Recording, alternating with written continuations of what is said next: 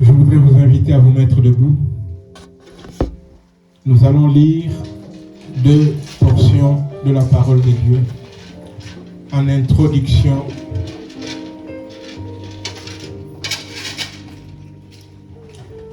je vous invite à aller dans le livre des psaumes. Le livre des psaumes, chapitre 51, c'est-à-dire psaume 51.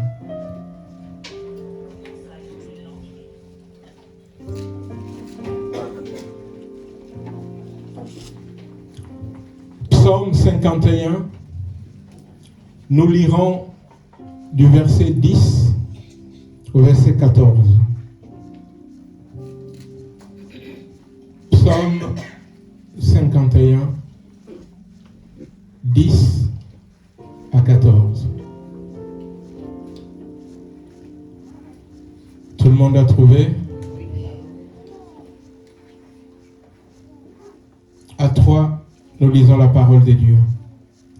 Psaume 51, 10 à 14.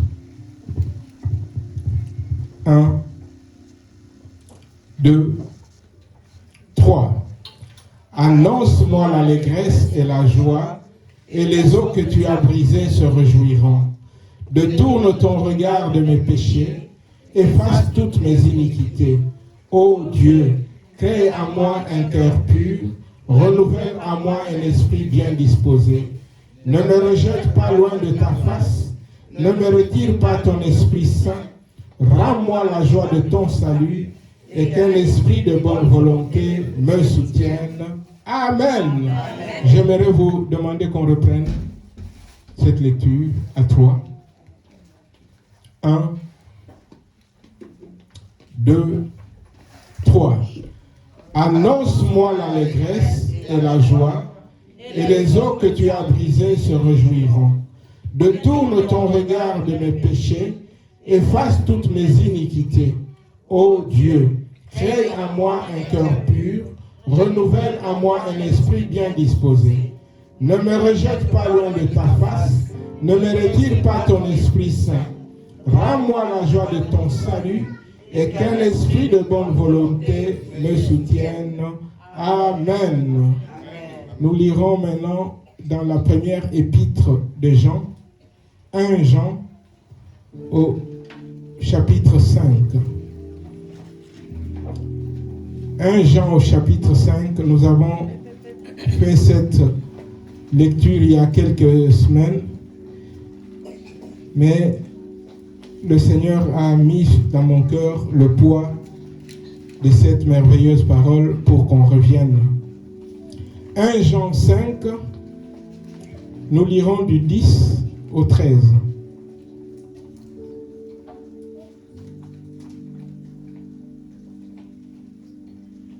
« 1 Jean 5, du 10 au 13.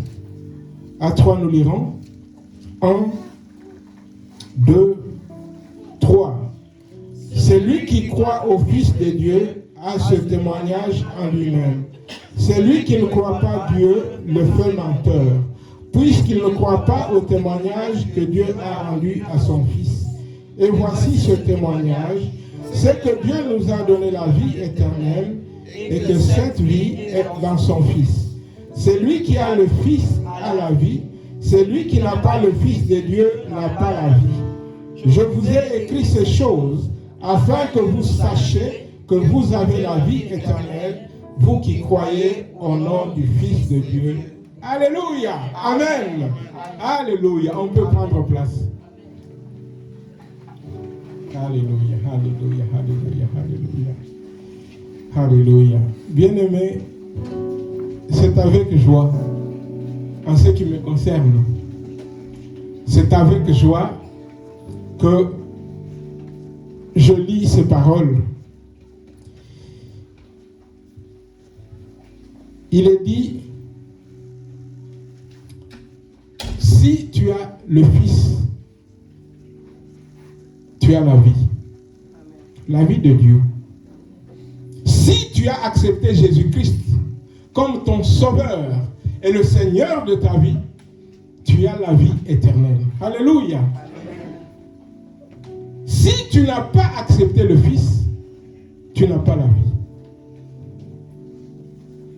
Ce sont des choses importantes que nous devons retenir dans nos cœurs. Celui qui a Jésus dans son cœur a l'assurance qu'il est sauvé, c'est-à-dire qu'il a la vie éternelle. Il a la vie éternelle, il a la vie de Dieu en lui. Parce qu'il a accepté Jésus. Alléluia. Amen. Cela est très important. L'assurance d'être salué, d'être sauvé. Bien-aimé, il arrive qu'un enfant de Dieu, c'est lui qui a reçu Jésus. C'est lui qui a donc l'assurance qu'il est sauvé. Il lui arrive de passer par un temps, il y a quelques raisons pour cela, il lui arrive de passer par un temps où il semble qu'il est perdu et il n'a plus la joie de celui qui a été racheté. Le roi David est passé par ce temps aussi. Un jour, le roi David, qui a connu un temps difficile spirituellement, bien-aimé, il a fait cette prière à Dieu. C'est la prière du psaume 51 qu'on a lu tout à l'heure. David dit à Dieu, ne me rejette pas loin de ta face. David dit à Dieu, au verset 14, 51, 14, il lui dit, rends-moi la joie de ton salut. C'est-à-dire, je suis tout malheureux, je n'ai plus de joie, je ne sais même plus où j'en suis, je passe par un temps difficile, mais Seigneur, je prie que tu me rendes la joie que je suis sauvé. Alléluia. Rends-moi la joie de ton salut. Cela est très important. Vous savez, comment le roi David en est-il arrivé là? Un jour, vous connaissez bien l'histoire. Un jour, voilà que le roi David est sur le toit de sa maison. Et de là, ses yeux se portent sur une femme qui prenait sa douche. Bien-aimé, le cœur du roi bat. Le roi va désirer cette femme. Le roi va se renseigner. Comme il est roi, il est tout puissant. Voilà que David va prendre la femme d'autrui. Voilà que David va faire tuer même le mari. David, alors qu'il a commis ce forfait, il revient chez lui, il semble être heureux, mais au fond de lui, il est malheureux. Alléluia. Parce que le péché rend malheureux. Quand tu as commis un péché, tu es malheureux. David revient, il est chez lui. Il va qu'à toutes ses occupations de roi, il est là. Mais voilà que il sait qu'il est malheureux dans son cœur. Dieu, dans sa bonté, envoie son prophète vers David, le prophète Nathan, qui arrive chez David, qui lui raconte une histoire, une parabole de cet homme riche qui reçoit un jour un invité. Cet homme qui avait beaucoup de brebis, beaucoup de bêtes, il pouvait puiser dans son cheptel pour préparer un repas à son invité. Mais non, voilà que David va chez un pauvre. Ce n'est pas David encore. Il va chez le pauvre, il lui prend l'unique brebis. Cette brebis que le pauvre aimait tant. Cette brebis, comme le dit la parole, qui couchait sur son sein, qu'il considérait comme sa fille, qui mangeait à sa table. David écoute cette histoire, David est révolté. David dit la sentence. David dit, l'homme qui a fait cela mérite la mort. Il doit mourir. Non seulement il doit mourir, mais il doit rendre 4 fois plus.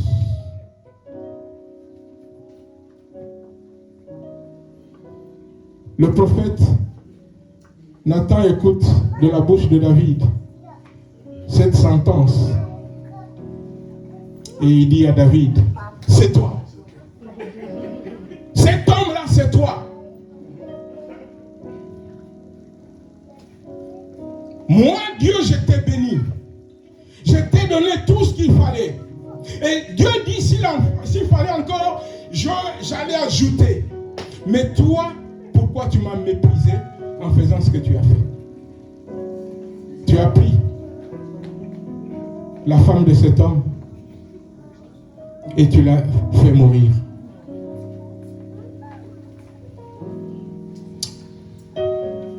David était malheureux. Quand tu as péché, bien-aimé, tu es malheureux. Mais David ne va pas en rester là. Parce que David, c'est un homme selon le cœur de Dieu. Cet homme sait que tout le monde peut pécher. Tout le monde peut tomber. Mais le plus important, c'est de savoir revenir à Dieu. Alléluia. Revenir au pied de Dieu. Lui demander pardon. Ce matin, le titre du message, ce titre est Retrouver la joie du salut de Dieu. J'ai besoin de retrouver la joie du salut. Toi aussi mon frère, toi aussi ma soeur, tu dois retrouver la joie du salut. L'évocation même de ce titre, retrouver la joie, veut dire qu'à un moment, on a douté de cette joie. À un moment, on ne savait plus. J'ai douté. Voilà pourquoi nous pouvons parler de retrouver la joie du salut. Bien-aimés, il y a plusieurs raisons qui peuvent pousser quelqu'un à douter à un moment de son salut. Je ne parle pas ici de perdre son salut. Ça, on le verra une autre fois, pour qu'il n'y ait pas de confusion. On parle de retrouver la joie du salut. On a perdu la joie et on crie comme David a crié à Dieu, redonne-moi, donne-moi la joie de ton salut. Alléluia. Amen. Bien-aimés, plusieurs raisons. Et je voudrais voir ce matin 3 raisons qui font que un enfant de Dieu peut douter du salut, de la joie et perdre la joie du salut. Il doute et il perd la joie qu'il avait, il la perd. Bien-aimé, quand on perd la joie du salut, on va chercher à fuir la présence de Dieu. C'est ce qui est arrivé à nos ancêtres, Adam et Ève. Adam et Ève, parce qu'ils ont péché, parce qu'ils ont mangé le fruit qu'il ne fallait pas manger, ils perdent cette joie. Vous savez, Dieu descendait régulièrement voir Adam et Ève. Mais lorsqu'ils ont mangé le fruit, ils ont perdu cette joie de revoir Dieu. Vous savez, voir Dieu, n'est-ce pas une grande joie? Mais eux, ils ont perdu cette joie parce qu'ils ont péché. Et un jour, Dieu descend vous cherche, où êtes-vous? Adam dit, on a entendu ta voix, on a fui, on s'est caché. Ah, quand tu as perdu la joie, très souvent, il arrive même que quelqu'un veuille quitter une église parce qu'il a perdu la joie. La joie d'être sauvé.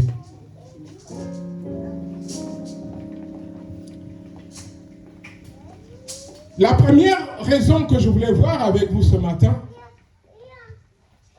c'est lorsque quelqu'un garde dans son cœur un péché qu'il ne confesse pas.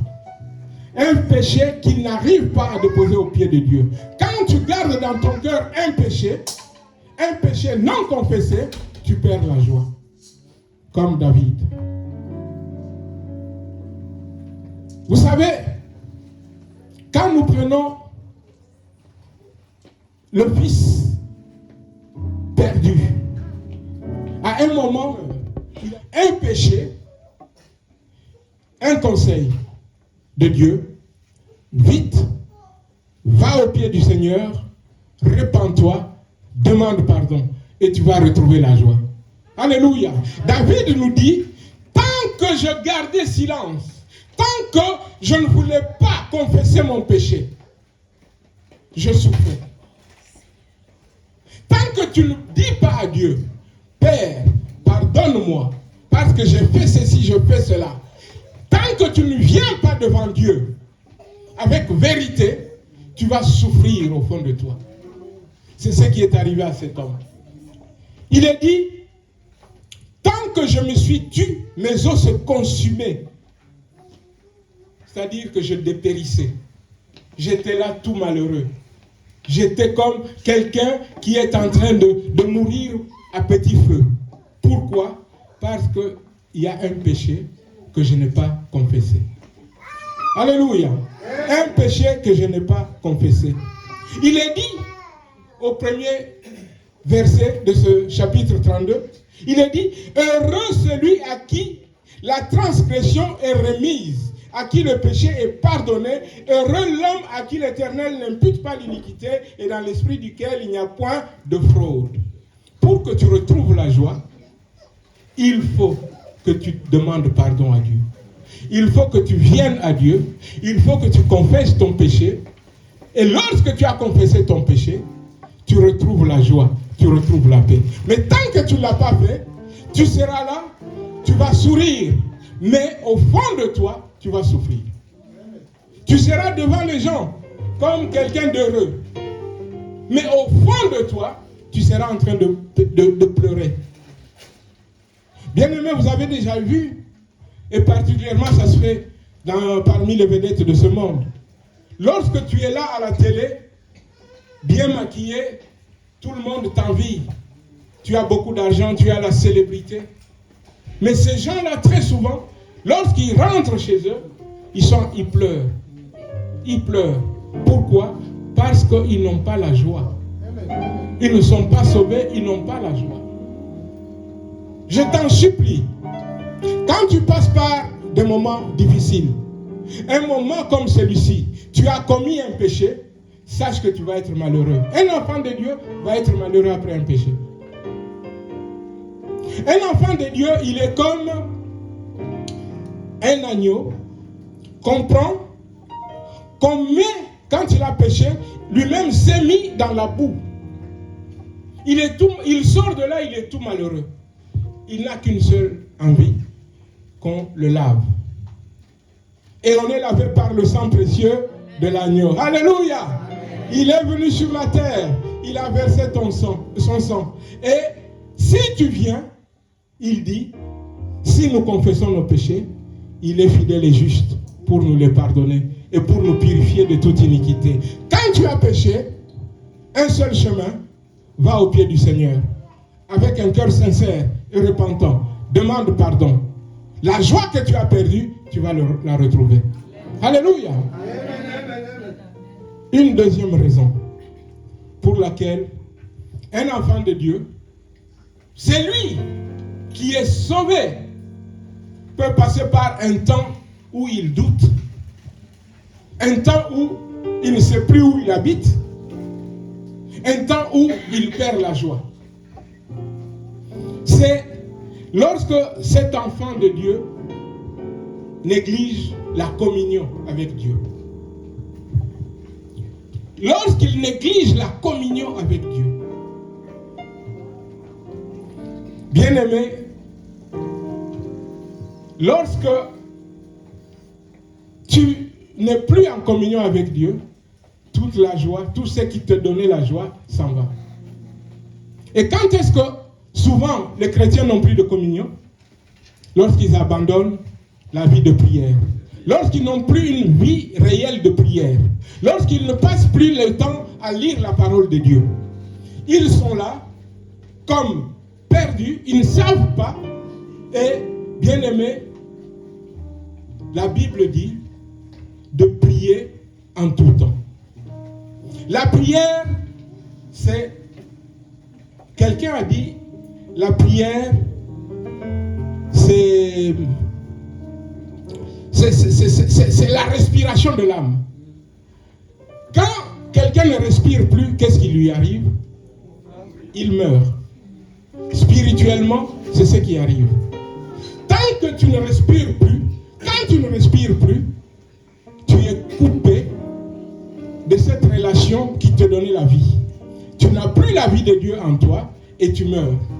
Donc, il me faut tout le temps être en prière.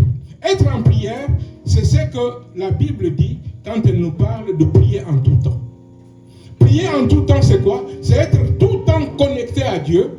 Et quand tu es tout le temps connecté à Dieu, la vie de Dieu circule en toi. Et lorsque la vie de Dieu circule en toi, tu es vivant. Alléluia. Amen. Et lorsque tu te coupes de Dieu, donc tu te coupes de la communion avec Dieu, tu meurs. Vous voyez? C'est pourquoi je demande là aussi que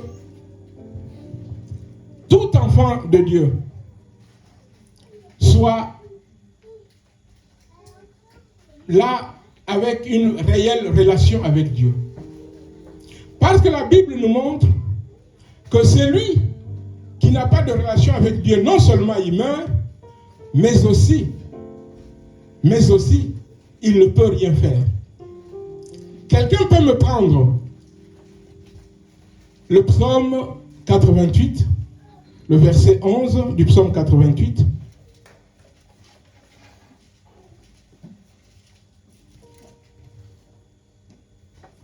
Psaume 88. Verset 11.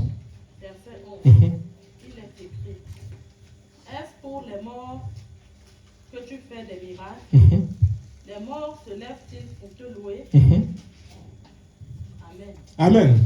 Est-ce que les morts louent Dieu? Non. Mais qu'est-ce que Dieu cherche? Dieu cherche des adorateurs. Et il ne peut pas trouver des adorateurs parmi les morts. Donc si tu es mort, sache que pour Dieu tu ne sers même plus à rien. C'est lui qui est mort. Pour Dieu, il ne sert plus à rien. Est-ce que tu peux prendre aussi le psaume 115 pendant que tu es? Il parle presque de la même chose. Le psaume 115. Le psaume 115, le verset 17. Psaume 115, verset 17. Ce ne sont pas les morts qui te célèbrent, Éternel. Ce n'est aucun de ceux qui descendent dans le lieu du silence. Alléluia. Dieu attend que tu sois adorateur. Dieu attend que tu célèbres son nom jour et nuit. Mais si toi tu es mort parce que tu t'es coupé de Dieu, qu'est-ce que Dieu peut attendre de toi? Rien. Ça s'appelle, le monde de mort, ça s'appelle le monde du silence. Quand tu es mort, tu ne peux même plus servir Dieu. Vous voyez, il y a même, les hommes disent même, mieux vaut un chien vivant qu'un lion mort. Un lion, c'est ça, non? C'est l'inverse? Oui, c'est un verset biblique. Voilà. Je veux dire par là que si tu es mort parce que tu t'es coupé de Dieu, tu perds la joie. Tu perds la joie d'un enfant de Dieu. Tu perds la joie du salut. Et il te faut crier à Dieu, te faut retrouver cette communion avec Dieu. Je voudrais qu'on prenne encore un point. Ce point, on va le retrouver dans le verset 3 de Hébreu 3. Hébreu 3. Hébreu 3, si quelqu'un peut lire du 12 au 14. Hébreu 3, du 12 au 14. 3, oui, du 12 au 14. Verset 12 au 14, il est écrit: Prenez garde, frères, que quelqu'un de vous n'ait un cœur mauvais et incrédule, au point de se détourner du Dieu vivant. Mais exhortez-vous les uns les autres chaque jour, aussi longtemps qu'on peut dire aujourd'hui, afin qu'aucun de vous ne s'endurcisse par la séduction du péché.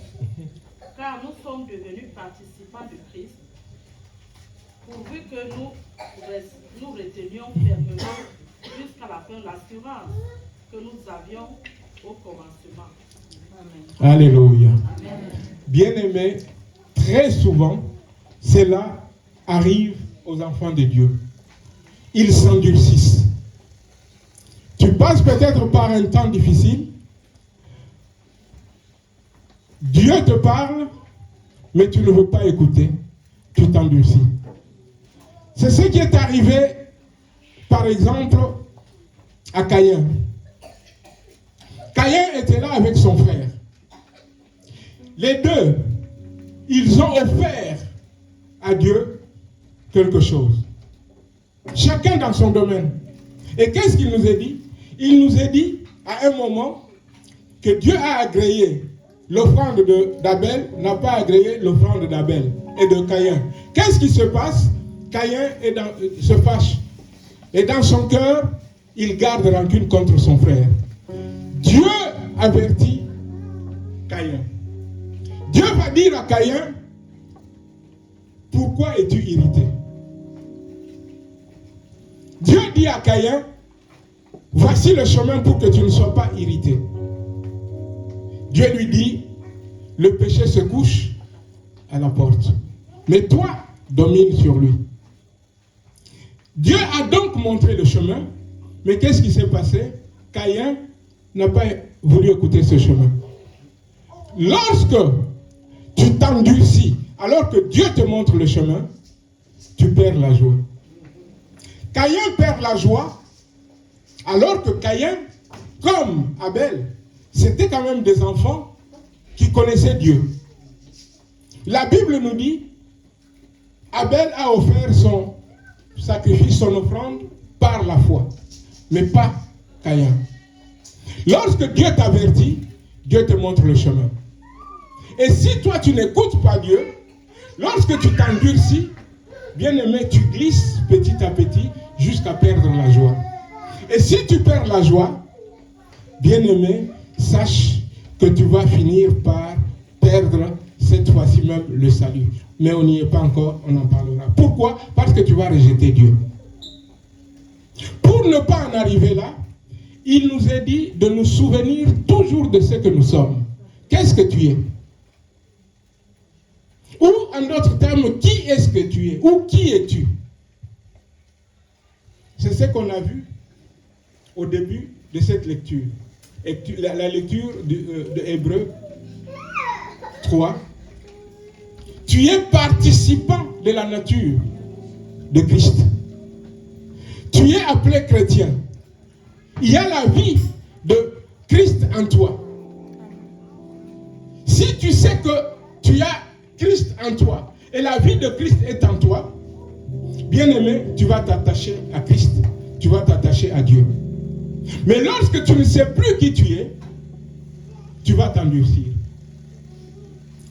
Tous ceux qui sont morts dans le désert, sortis, tous les enfants d'Israël, sortis d'Égypte, qui sont morts dans le désert, c'est parce qu'ils se sont endurcis. Ils ont endurci leur cœur. Quand tu endurcis ton cœur, tu n'écoutes plus Dieu. Quand tu endurcis ton cœur, ton frère, ta soeur peut te donner les meilleurs conseils en ouvrant la Bible, en te disant, regarde, il est écrit, il est écrit. Mais toi, parce que tu t'endurcis, tu vas rejeter cela. Et lorsque tu rejettes ce que Dieu te dit, tu rejettes la voie qui pouvait te ramener à Dieu. Ne t'hasarde pas à rejeter ce que Dieu te dit. Ne t'hasarde pas à t'endurcir. Celui qui s'endurcit va petit à petit glisser vers la mort. Alléluia. Ne t'endurcis pas. Ne t'endurcis pas. Bien-aimés, on voit donc, si vous voulez, qu'il y a des raisons qui font qu'un enfant de Dieu peut perdre la joie. On a vu, lorsque tu gardes un péché dans ton cœur, tu ne le confesses pas, tu perds la joie. Bien-aimé, lorsque tu t'endurcis et que tu ne veux pas écouter Dieu, qu'est-ce qui se passe? Tu perds la joie. Et ce matin, je voudrais parler à ton cœur. Ne perds pas la joie parce que tu as été racheté, parce que tu as été sauvé. Tu es un enfant de Dieu. Tu es une enfant de Dieu. Dieu t'aime. Et pour toi, il a tout donné. Pour toi, il a donné Christ. Bien-aimé, attache-toi à Dieu. Attache-toi à Dieu, tu iras de victoire en victoire. Attache-toi à Dieu, bien-aimé, tu seras vainqueur. Vainqueur sur la mort. Tu seras vainqueur sur l'ennemi. Tu seras vainqueur sur la chair. Mais pour cela, attache-toi à Dieu. Que tous ceux, bien-aimés, qui sont des nôtres, par là je veux dire, vous tous qui êtes là, parce que vous êtes participants de la nature de Christ, ne rejetez jamais les conseils de Dieu. Jamais ne vous éloignez de Dieu. Si vous vous éloignez de Dieu, vous perdrez la joie. Et si vous perdez la joie de Dieu, bien-aimé, petit à petit, vous glissez au point où vous allez tout rejeter parce que vous aurez même envie de fuir la présence de Dieu. Pour cela, à chacun de nous de savoir revenir à Dieu. Le fils prodigue, lorsqu'il s'est éloigné du Père, à un moment, il avait perdu la joie. À un moment, il ne savait plus qui il était. Qu'est-ce qui lui est arrivé? Son identité a été perdue. Lui, faisant partie du peuple de Dieu, il s'est même retrouvé en train de garder les pourceaux. Pourquoi? Parce qu'il s'est éloigné de Dieu. Et s'étant éloigné de Dieu, il a perdu la joie. Et une seule chose était bonne à ce moment-là, et c'est ce qu'il a fait. Il est rentré en lui-même, il a dit, je veux retourner vers mon Père. Et lorsqu'il est revenu à son Père, il a trouvé le Père, les bras ouverts. Le Père l'attendait. Et dès qu'il est arrivé, il a retrouvé sa place de fils. Parce que le Père a dit, donnez-lui une nouvelle robe. Donnez-lui un anneau. Donnez-lui des chaussures. Et prenez ce veau gras-là. On va faire la fête. Dieu attend de toi cela. Ne t'éloigne pas de Dieu. C'est ce que je voulais te dire ce matin. Ne perds pas la joie parce que tu gardes dans ton cœur un péché. Ne perds pas ta joie parce que tu veux t'endurcir. Ne perds pas de joie parce que tout simplement tu coupes ta relation avec Dieu. Vous remarquerez, quand une personne ne va bien, quand un enfant de Dieu ne va bien, très vite, il va décrocher au niveau de la prière. Très vite, il va décrocher, il ne lit plus la parole de Dieu. C'est-à-dire, il est en train de s'éloigner de Dieu.